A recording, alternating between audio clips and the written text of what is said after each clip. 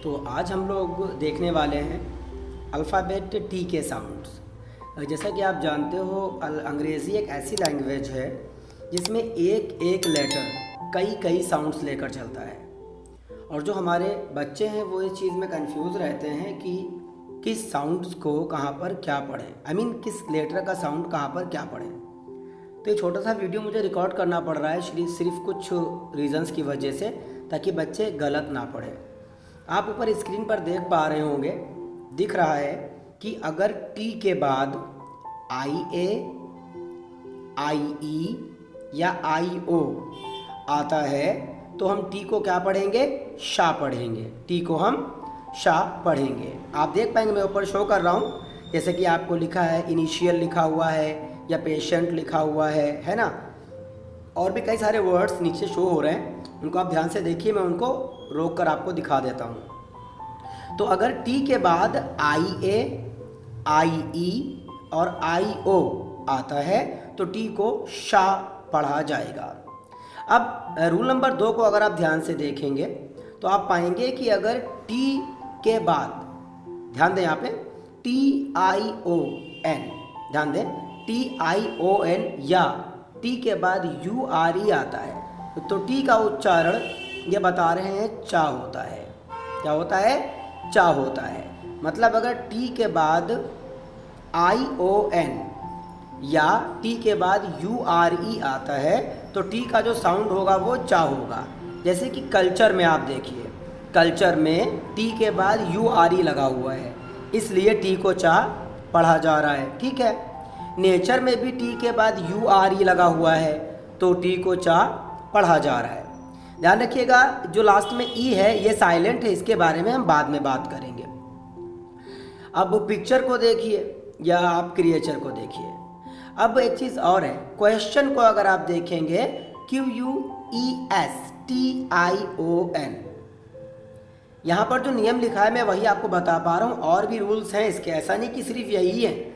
ये ध्यान रखिएगा, ये ध्यान रखिएगा। ठीक है। जैसे कि अगर आप नेशन की बात करें तो N A T I O, T I O ऊपर मैं आपको बता चुका हूँ, तो ध्यान रखिएगा इस चीज़ का।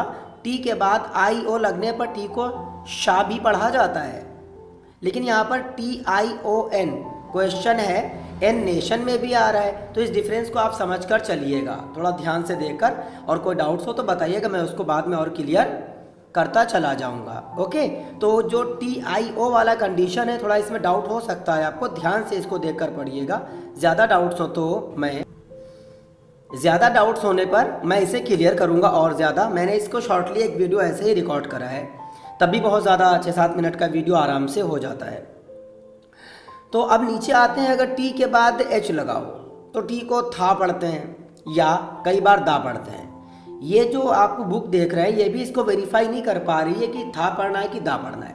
दरअसल इंग्लिश एक फॉरेन लैंग्वेज है इंडिया के हिसाब से, ये बात तो आप जानते हैं। तो जो उनका प्रोनाउंसिएशन है वो असल में सच्चाई ये है कि इंग्लिश में फ्रेंच भी है, जर्मन भी है, ग्रीक भी है, हेब्रू भी है। इंग्लिश में लगभग सारी ज़ुबानों में अलग अलग ज़ुबानों के लफ्ज़ आते रहते हैं। तो दरअसल ये लफ्ज़ जब अदर ज़ुबान से, दूसरी लैंग्वेज से एक लैंग्वेज में आते हैं तो वो कई बार तो साउंड बदल देते हैं, उनका माने वही रखते हैं, साउंड बदल देते हैं। कई बार साउंड नहीं बदल पाते, जिस वजह से उसमें वो अल्फ़ाबेट्स का हेर फेर करते हैं। साउंड वही रखते हैं लेकिन अल्फ़ाबेट्स की चेंजिंग कर देते हैं। कई बार सेम बिल्कुल लिख लिया जाता है।